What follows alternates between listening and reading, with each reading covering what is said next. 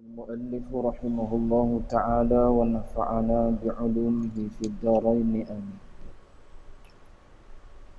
Nasihat ke-22. Jangan berbangga dengan keturunan.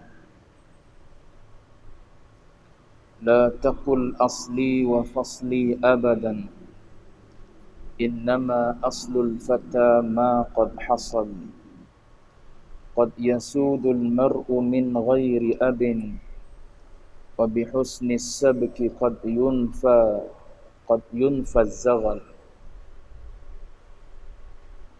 وكذا الورد من الشوك وما ينبت النرجس إلا من بصل مع أني أحمد الله على نسبي إذ بأبي بكر اتصل Qimatul insani ma yuhsinuhu Aktsaral insanu minhu aw aqal. Tuan-tuan sedang jemaah yang dirahmati Allah sekalian, alhamdulillah, pertama selama-lamanya kita panjatkan puji syukur pada Allah. Dengan izinnya, taufik hidayah Allah Ta'ala jua, pada malam ini kita sambung bacaan kitab Lamiyah Ibnul Wardi, diterjemah oleh Fadilatul Syekh Fahmi Zamzam hafizahullah dengan tajuk Ya Bunayya, 40 nasihat daripada Al-Imam Ibnul Wardi rahimahullahu ta'ala. Kita berada pada 5 rangkap berkaitan dengan jangan berbangga dengan keturunan. Baik, rangkap yang pertama, kata Al-Imam Ibnul Wardi, la taqul asli wa fasli abadan. Jangan engkau mendabik dada sambil berkata. Itu terjemahan Syekh Fahmi lah. Kataan yang disebut oleh Al-Imam Ibnul Wardi, la taqul je. Maknanya jangan sama sekali kita berkata asli wa fasli abadan. Nenek moyangku begini-begini kehebatannya. Asli wa fasli, dua benda beza. Cuma dalam terjemahan tu Syekh Fahmi hanya ambil kalimah nenek moyang saja. Asli itu maknanya al-aba wa in alaw. Maknanya start daripada ayah kita ke atas. Ayah kita, tok kita, ayah kepada tok kita, ayah pada tok kita, maknanya ke atas. Itu maknanya asli, asal usul kita daripada mana. Adapun fasli, nenek moyang tu ambil terjemahan tu, terjemahan asli tu. Adapun fasli ni ke bawah. Iaitu anak kita dan ke bawah. Anak kita, cucu kita, cicit kita. Lepas tu kalau cicit kita tu ada anak pula ke, anak dia ke bawah, ke bawah, ke bawah. Kata Syekh Ibnul Wardi, Al-Imam Ibnul Wardi kata, la takul asli wa fasli abadan. Jangan sama sekali kita berkata nenek moyangku ataupun cucu cicitku begini kehebatannya. Begini kehebatannya. Maknanya kita duk bercerita tentang nenek moyang kita yang hebat, ayah kita yang hebat, tok kita hebat. Ataupun kita bercakap tentang anak kita yang hebat, cucu cicit kita jadi orang hebat-hebat. Kata Imam Ibnul Wardi, la taqul, jangan sama sekali engkau mendabik dada sambil berkata. Baik, itu sadar dia. Sadar ni maknanya, ni kan dalam bentuk syair Arab. Arab panggil syair, kita Melayu panggil syair, benda tak sama pun. Cuma bila sebut syair Arab ni, dia ada depan, ada belakang. Sebaris tu dia ada sebelah depan, dia ada sebelah belakang. Yang depan tu dia panggil sadr. Yang belakang tu dipanggil ajaz. Tu tuan-tuan terjun dalam bidang syair kena tahu sikit-sikit ilmu tentang syair Arab. Lepas tu kenapa dinamakan dengan lamiyah? Tu belakang semua yang ajaz dia tu, hujung kalimah ajaz dia tu semua berakhir dengan huruf lam. Daripada awal kitab ni sampailah ke akhir kitab ni lam semua. Dia panggil lamiyah. Dia panggil. Kalau ngabar kat maknanya ba'iyah. Gitu. Ini lamiyah. Aku orang tanya, pergi mengaji menda tadi. Ustaz terkata lamiyah, menda lamiyah. Tak pernah dengar ni. Boleh bagi tahu. Oh hebatlah pergi mendengar tadi. Bab syair Arab pun boleh cerita. Lepas tu boleh syarah pula. Orang sanjung. Baik. Mana tadi? Jangan mendabik dada sambil berkata, nenek moyangku begini-begini. Begitu juga, la taqul fasli abadan. Tu asal ayat dia. Waw tu dia panggil wawul atfi. Waw ataf ni maknanya bersambung dengan ayat sebelum. Tu ilmu nak faham. Asal ayat dia gini, la taqul asli abadan wa la taqul fasli abadan. Gitu asal ayat dia. Tapi dia tak sebutlah perkataan yang sama dua kali. Sebab apa? Benda sama je dia kata bubuh waw sebutir, orang faham orang mengaji kaedah, maka dia fahamlah waw tu waw ataf maknanya berkait dengan ayat yang sebelum ataupun kalimah yang sebelum. Ataf jumlah ko, ataf perkataan ko, tu kita kena tahu kaedah dia lah. Baik. Kemudian dia sambung dalam ajaz dia, innama aslul fata ma qad hasal. Dia kata tetapi harga diri seorang pemuda itu apa yang telah dihasilkannya sendiri. Itu harga diri kita. Maknanya jangan duduk berbangga-bangga dengan ayah ke atas ataupun dengan anak ke bawah. Adapun kita sendirinya tak ada apa-apa. Tu tak ada faedah dia panggil. Tu aku dulu seorang ulama besar, apa kita ular dalam semak nak buat apa? Lain kalau kita pun ulama besar juga mewarisi daripada tok kita ulama besar, mufti Malaya contoh. Tok kita mufti Malaya, turun ke ayah kita mufti negeri contoh. Kita peti saja. Peti kosong. Dahlah peti kosong pula. Kosong ni ibaratnya kalau tuan-tuan bubuh shilling sekeping gak, duk bising sajalah buah kedai kopi tu. Orang ajak buah, sedap dia tu buah tapi gak kosong. Kosong. Faqidus syai' la yu'tik. Kaedah dia. Orang Arab buat pepatah faqidus syai' la yu'tik. Orang yang tak ada apa-apa, dia nak bagi apa?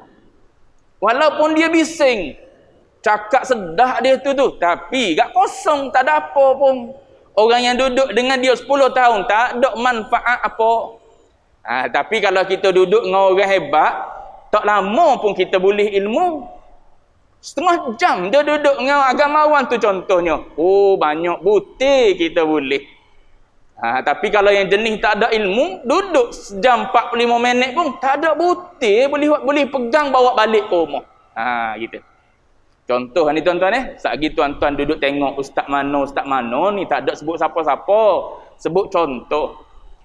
Jadi kalau kita ni keturunan orang hebat ataupun anak-anak kita jadi orang hebat, maka kata Imam Ibnul Wardi, la taqul, tak payahlah muduk sebut dengan tujuan nak berbangga-bangga. Adapun at-tahadduts bin ni'mah lain, bawah nanti dia cerita tentang nikmat Allah Taala lain, bawah tu dia kata. Baik. Adapun sebut ni kerana nak berbangga-bangga dengan tok nenek kita ataupun cucu cicit kita.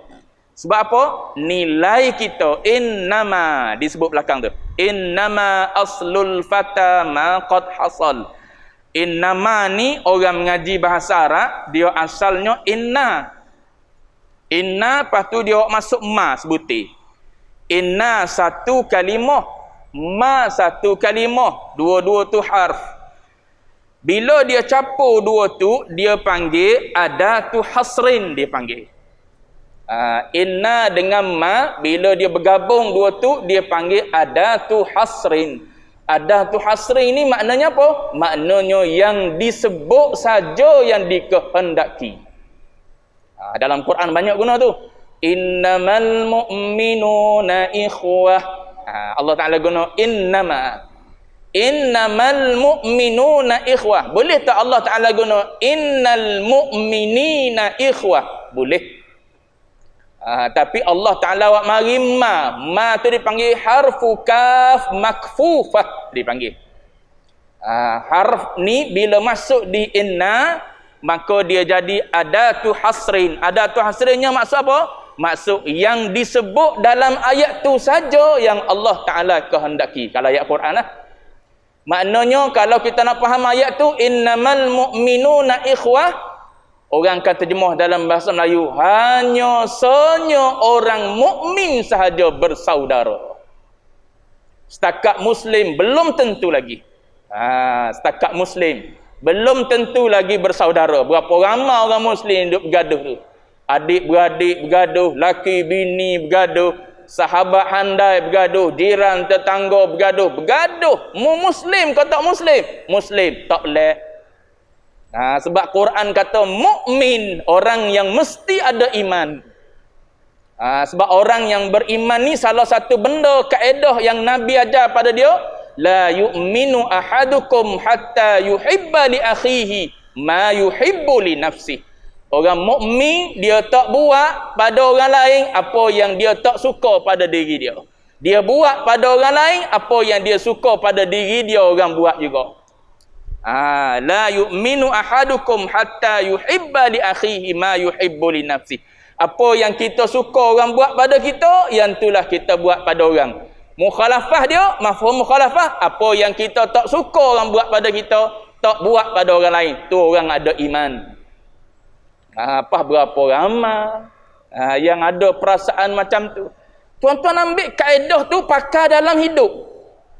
Ambil kaedah yang Nabi sebut, tak beriman, maknanya tak sempurna iman seseorang tu. Sehinggalah ada dalam diri dia, dalam jiwa dia, suka buat pada orang apa yang dia suka orang buat pada diri dia. Tak suka buat pada orang lain apa yang dia tak suka orang lain buat pada diri dia. Pegang kaedah tu, guna di mana-mana saja. Tak sukalah orang potong queue contoh. Dan dalam hidup kita ditul, tak sukalah kita beratur lama tiba-tiba orang potong queue. Kita jangan buat.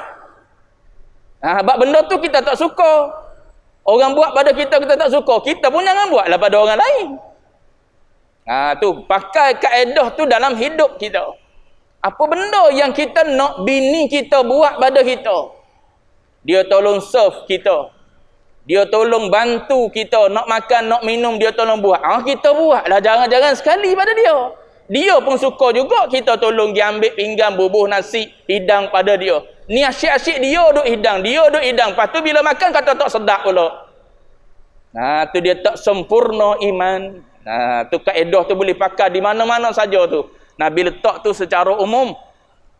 Bukan dalam bab apa, dalam bab buat dia marah saja tidak. Tuan-tuan bawa dah dalam bab bermasyarakat pun dia sesuai. Kita nak raikan orang. Cara macam mana? Cara macam mana tetamu kalau dia mari ke rumah kita, cara macam mana kita suka kalau kita pergi bertamu rumah orang. Dia jemput di pagar kau, dia ajak masuk, dia persila duduk, dia ambil makan, tu kita suka kalau dia buat gitu pada kita. Kalau orang mari rumah kita pun kita kena buat gitu. Tu dipanggil iman. Iman tu yang akan tolak kita buat itu. Tu sebut contoh itu. Baik. Cuma nak katanya ialah innamani adatu hasrin. Innamani adatu hasrin. Maknanya yang dia nak sebut ni saja. Yang perlu kita perhatikan. Baik, dia kata Innama aslul fata ma qad hasal. Aslu sini ialah dengan makna syaraf, dengan makna kemuliaan. Kena take note lah siapa yang ada kitab nanti nak balik baca dengan anak cucu nanti. Anak cucu tanya asal ni apa? Boleh bagi tahu. Asal ni maksudnya syaraf ataupun harga diri kalau Syekh Fahmi terjemah tu. Ataupun kemuliaan. Al-fata dia terjemah dengan pemuda. Tu secara harfian terjemah. Fata situ masuk semua orang lah. Masuk semua al-insan, an-nas. Asal ataupun harga diri seseorang itu, nilai kemuliaan seseorang itu bukan duduk di nenek moyang dia, bukan duduk di cucu cicit kita, anak cucu cicit kita, tidak. Tapi di mana duduk kemuliaan tu? Duduknya ialah ma qad hasal dia dah. Ma qad hasal ni maknanya apa yang telah dihasilkan oleh diri kita sendiri. Apa benda? Ulama syarah. Ulama syarah perkataan ni. Qad hasal ni apa benda yang kita hasilkan untuk diri kita? Al-ilmu wal amal. Ni je yang menguntungkan kita dunia akhirat. Ada pun yang lain belum tentu. Ilmu tu pun pecah lagi, yang baik dan yang tak baik, bermanfaat tak bermanfaat. Tu kena pilih mengaji ilmu. Ilmu yang bermanfaat kau tak bermanfaat, pilih ilmu yang bermanfaat dia mengaji. Baik. Cuma nak sebutnya ialah hasal situ ialah ilmu dan amal. Cari ilmu itulah nilai kita. Tahap setinggi mana ilmu ada pada kita, itulah kemuliaan kita. Tuan-tuan tengok orang yang berilmu kan, tarah tuk-tuk guru, orang hormat, orang mulia kan.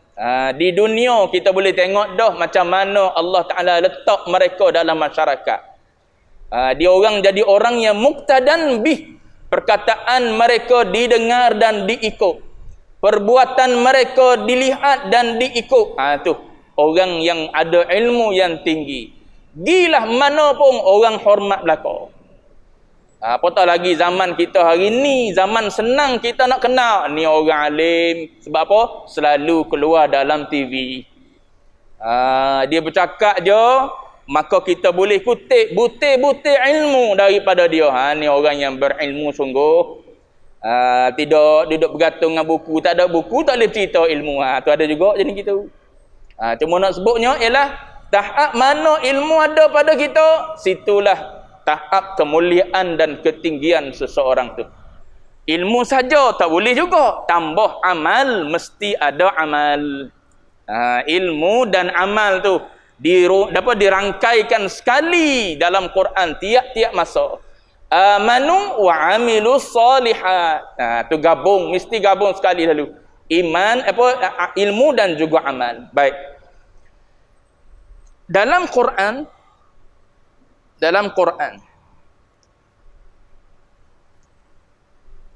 ada ayat yang Allah Ta'ala sebut cerita tentang orang yang nak mati. Orang yang nak mati. Ni Allah Ta'ala sendiri cerita.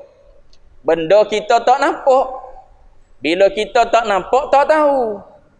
Tapi Allah Ta'ala tolong beritahu pada kita. Kata Allah, hatta idza jaa ahadahumul mautu, sehinggalah apabila sampainya masa kematian seseorang daripada kamu, hatta idza jaa ahadahumul maut, maka kata orang yang nak mati tu, qala rabbirji'un. Qala orang yang nak mati. Tuan-tuan tak nampak dia dah sebut. Ibnu Katsir kata ayat ni pada kafirin dan pada mufritin. Ni Ibnu Katsir sebut. Ayat ni kena pada orang kafir, kita berasa tak termasuk. So lagi ada al-mufritin, orang yang cuai. Sepanjang hidup dia dulu cuai. Mengaji tidak, beramal ibadat tidak, mengaji tak lepas fardu ain, tunggu saat mati. Saat nak mati, kata Allah Ta'ala, apa kata orang ni? Qala rabbirji'un. Tuan-tuan perhati ayat ni. Balik buka semula Quran. Surah apa tak tahu, ayat apa pun tak tahu. Tuan-tuan balik cari. Homework dipanggil. Kalau bui siap-siap senang pula. Tu dipanggil suak dia tu. Bagi ilmu bersuak gitu. Ni homework, balik cari sendiri dalam Quran. Kalau tuan-tuan perhati, ayat ni cerita tentang seorang. Qala rabbirji'un. Sambungan ayat dia. La'alli a'malu salihan fima taraktu. Gitu. Akhir ayat dia. Tapi kalau berhenti tak boleh lah taraktu. Tak bunyilah tu-nya kalau waqaf situ. Cuma nak sebutnya. La'alli a'mal. Mudah-mudahan aku, harap-harapnya aku. A'mal, bolehlah beramal salihan. Seorang ni, ayat ni sedang menceritakan tentang seorang individu. Habis tu kenapa Allah Ta'ala guna sebelum tu, ya Rabb, qala rabbi irji'un. Tu jamak tu. Orang mengaji lurah nampak irji'uni. Tu irji'uni. Biasanya irji'uni. Bukannya irji'un gitu. Kadang-kadang dibuang nun di belakang tu. Tapi diganti dengan baris bawah. Itu banyak dalam Quran. Wa nuzur. Tuan-tuan baca dalam surah Al-Qamar. Banyak nuzur. Dia berbual baris dia bawah. Ra berbaris bawah. Wa nuzur. Maksud dia wa nuzuri asal dia. Sebab tu ra tu walaupun sebelum dia dhammah baca dengan tarqiq. Walaupun sebelum dia dhammah, dal baris dhammah tu patutnya sebelum di ra tu baca dengan huruf dhammah bagi hadapan, maknanya ra kena baca tebal wa nuzur. Tapi dak wa nuzur. Sebab apa? Sebab asalnya ada huruf ya di belakang dia. Tu musyafahah dengan guru je apa? Tak musyafahah dengan guru, tak bertemu baca ikut sedak gitu. Sedak dah aku tarannum. Iyalah sebab kita baca seorang memang sedak tu. Cuba menyanyi depan Siti Nurhaliza, sumbang banyak lagi tu. Duk menyanyi dalam tandah memang sedak dah gitu. Galik setengah jam duk dalam tandah aja. Oh sedak seorang aku. Iya kita menyanyi seorang kita. Cuba menyanyi depan pakar, jawab dia agak banyaklah sumbangnya. Gitu ibarat dia. Baca Quran seorang-seorang berasa sedak dah kita ni. Gi baca depan orang reti. Allah banyaknya. Banyaknya tak reti. Masa mengaji dulu pelajar Melayu kita ni baca Quran kadang-kadang terpanjang tempat yang sepatutnya tak terpanjang. Boleh jadi sebab nak eja perkataan selepas tu boleh jadi. Maka dia panjangkan tempat tak patut panjang. Syekh kata ni mad malizi dia tu. Maddul intizar Syekh kata. Tak ada pun dalam tajwid. Ni dia panggil orang Malaysia memanjangkan sini sebab dia nak tunggu, dia nak eja perkataan selepas. Maddul intizar Syekh sebut. Waktu mengaji dululah, mengaji tajwid. Musyafahah nak tengok bibir mulut guru tu macam mana nak sebut kalau tidak. Ba nak sebut macam mana, ta nak sebut macam mana. Sekarang ni macam-macam dah. Ta bunyi ta pun ada. Ta bunyi ta. Macam mana hak betul? Tak tahu. Tuan-tuan tanya orang yang mengajar tajwid. Kena sebut ta ke ataupun ta. Tu tanya orang mengajar tajwid. Ustaz macam mana nak sebut ta ni? Saya duk dengar ustaz baca dengan ta. Iyyaka na'budu wa iyyaka nasta'in. Ada juga iyyaka na'budu wa iyyaka nasta'in. Nak mana? Kena tanya orang mengajar tajwid. Saya tak mengajar tajwid, tak reti. Baik. Mana tadi? Nak ceritanya ialah orang yang nak mati ni kata Allah Ta'ala dia akan minta. Habis tu ulama kata kenapa di depan ni dia guna irji'un. Irji'un ni jamak. Belakang tu a'mal aku. Kata ulama tolong jawab, ada 2-3 pendapat, saya ambil satu saja. Pukul 8.17 dah nak berhenti dah ni. Baik. Kata sebagian ulama, dia kata sebab orang nak mati ni, dia ulang-ulang perkataan tu, Allah Ta'ala himpun jadi plural. Patutnya, hatta idza jaa ahadahumul mautu qala rabbirji'ni. Tu asal. Sepatutnya gitulah. Barulah masuk dengan la'alli a'malu salihan. Kalau orang mengaji lughah sedaan apa? Tuan-tuan yang kalau tak ada basic, maknanya payah jugalah. Payah sikit-sikit lah. Tapi kalau perhati molek-molek boleh faham, insya-Allah. Kepahaman tu bukan daripada orang mengajar, daripada Tuhan buka. Baik. Tapi diguna perkataan plural tu nak menunjukkan orang yang nak mati ni duk ulang. Duk ulang apa? Irji'ni ya Allah, gitulah. Tolonglah ya Allah, kembalikan. Tolonglah ya Allah. Tu duk ulang perkataan tu. Tuan-tuan tak nampak ni, Allah Ta'ala tolong cerita benda gaib ni. Orang yang nak mati. Sebab apa? Dia nampak ni. Nampak tepat nak pergi ke mana ni. Sebab tu dia kata, tunggulah ya Allah, irji'ni. Tu irji'ni situ tu pun ulama bahas lah. Mana tepat ni? Salah satu daripada qaulnya kata, saat nak mati. Ada yang kata di hasyar, di tempat beripung. Ada yang kata di sirat, tempat timbang apa, tempat nak meniti. Ada yang kata di dalam neraka. Tu macam-macam qaul lah. Salah satu daripada qaulnya, saat nak mati, saat ihtidar. Saat memandang masa tu, antara yang kita duk minta dengan Tuhan, tolonglah tangguh. Nak buat apa tangguh tu? Allah Ta'ala cerita lalu, la'alli a'malu salihan. Tu je nak. Tak ada kata nak pergi bertemu dengan anak dulu, anak tak balik lagi, ya Allah, duduk overseas, kerja jauh. Tak ada. Tak ada dah berhajat nak bertemu dengan siapa-siapa. Satu benda je yang aku nak, ya Allah, amal soleh. Beringat tu, amal soleh kumpul banyak. Ni je manfaat kita di akhirat nanti. Melalui anak biar jadi manfaat, melalui bini biar jadi manfaat lah kau, biar jadi amal soleh. Boleh anak, melalui jalan anak kita jadi amal soleh, melalui bini biar jadi amal soleh. Ada sahabat ramai biar jadi amal soleh. Buat urusan apa-apa biar jadi amal soleh lah kau. Hidup kita kalau tak pisah dengan agama mesti jadi amal soleh belaka. Bergerak selakah jadi amal soleh. Tapi kalau tak hidup dengan agama, gilah ke mana dalam hidup kita, hatta duduk di masjid tak jadi amal soleh. Orang berhenti duduk iktikaf, kita berhenti duduk saja sebab hujan, tak ada apa-apa. Biar cerdik ngaji. Biar mengaji, biar kita faham betul-betul, baru sedap beramal. Kita berhenti sebab hujan. Orang berhenti sebab duduk sambil-sambil tunggu hujan, iktikaf, baca Quran. Iktikaf saja boleh pahala dah. Kita duduk saja-saja, tak ada ni apa, tak jadi amal soleh. Tu nak beritahu pada kita ialah orang yang nak mati ni satu benda saja dia nak, amal soleh. Siapa beritahu ni? Allah. Tak percaya lagi tak tahu.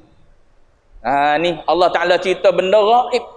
Tak ada tujuan lain nak suruh hidup lagi ialah nak amal soleh. Tak ada nak pergi ke lain dah. Tak ada nak melancong dah. Tak ada. Tak ada dah nak melancong, nak pergi keluar negara, tak ada dah. Nak jawatan itu, nak ini, tak ada dah. Nak cari duit, tak ada dah. Nak buat apa? Nak duduk atas tikar, nak solat. Nak duduk atas tikar, nak beribadat pada Allah. Nak pergi di masjid dah, tak ada.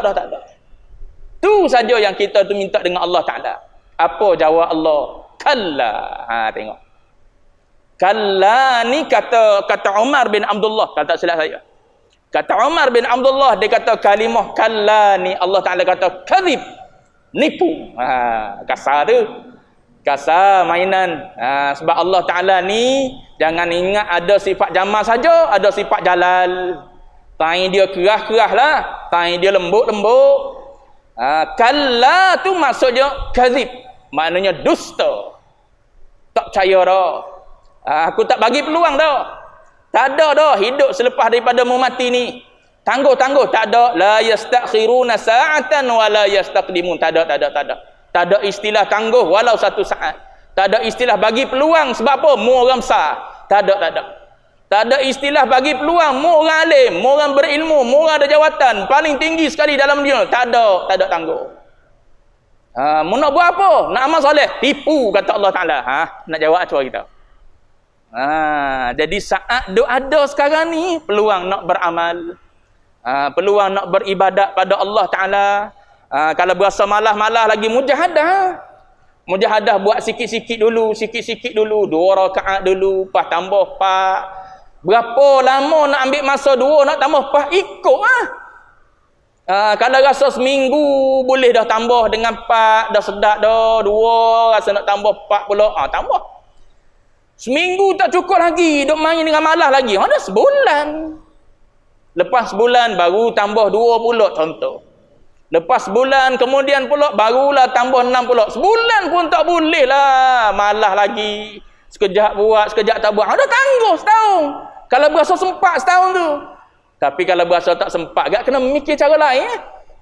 Allah, umur 60 lebih dah ni, 70 lebih dah buat sikit-sikit. Rugi.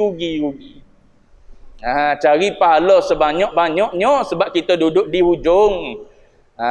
Dia formula dia gitu. Bila kita duduk di hujung, kena cari amal yang sedikit kita buat tapi pahala besar. Antaranya apa contoh? Contoh sembahyang sunat sebelum subuh, jangan tinggal. Antaranya apa? Sembahyang duha, jangan tinggal. Pahala besar-besar belaka tu. Sebab apa? Kita duduk di hujung. Kalau kita duduk di awal, umur baru 15, baru nak balik, tak apa. Ni kita duduk di 70 dah. Duha pula tak lekat lagi. Kena mikir panjang lah. Lepas daripada ni tak ada dah. Duha nak patah balik pun tak izin. Dikatakan dusta. Memang dusta sungguh. Bila bagi umur pula kata Allah, mu tak buat pun.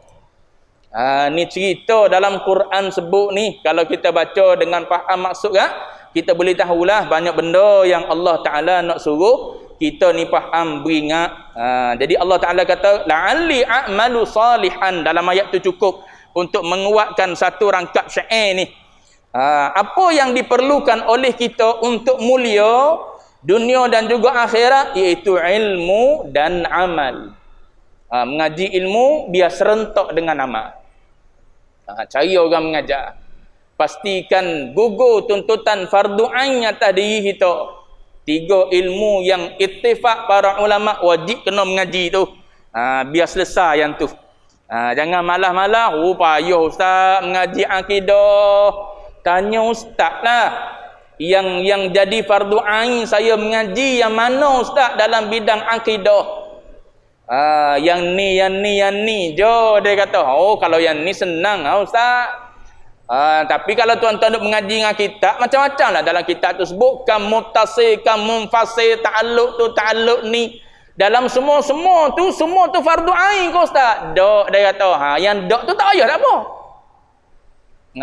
Yang nak mengajar pula, yang tu kena mengaji lebih. Rasa nak balik mengajar orang lain pula, ataupun kita sendiri lepas ni nak pergi ambil tauliah jaiz jawi, kena mengaji lebih sikit sebab nak bagi manfaat pada orang lain pula. Setakat nak guna diri kita, fardu ain jadi. Fiqh hak fardu ain saja, akidah hak fardu ain saja, tasawuf hak fardu ain saja. Selesai, mati, tak ada apa-apa lagi Tuhan tanya. Tapi kalau tak selesai yang tu, cuai kita, jawab dia Allah Ta'ala tuntut dan tanya. Kenapa mu tak mengaji? Kenapa mu tak mengaji? Dekat pula rumah kita dengan tempat orang mengajar. Lagi sakit lah. Tu beringat benda-benda gini, benda-benda yang memberi manfaat selepas daripada mati kita. Baik, satu. Baru satu, tapi klik dah tu.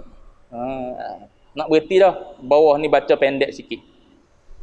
Yang kedua, tu satu, dia kata asal kita ataupun kemuliaan kita bukan kerana tok dan nenek kita, anak cucu cicit kita, tidak. Walau setinggi sehebat mana pun dia, tu dia, bukan kita. Tu dia, bukan kita. Walau sehebat mana pun anak kita, tu dia, bukan kita. Anak-anak kita semua al-hafiz. Contoh, semua penghafal Quran. Anak-anak kita tu bukan kita. Kita al-hafuz tak jadi. Gitu. Tok-tok kita, cucu apa, nenek moyang kita semua orang yang alim. Kita tok jahil tak jadi. Nak kita bina diri kita sendiri. Innama aslul fata ma qad hasal. Ikhtiar cari ilmu dan amal. Kena berhenti situ dah. Akan datang insya-Allah sambung lagi qad yasudul mar'u min ghairi abin wa bi husni sabki qad yunfa, boleh baca yunfi, boleh baca juga qad yunfa ataupun yunfi zaghal. Tu akan datang. Dia bagi sebab illah dia apa benda. Allahu a'lam wa ilmuhul atam.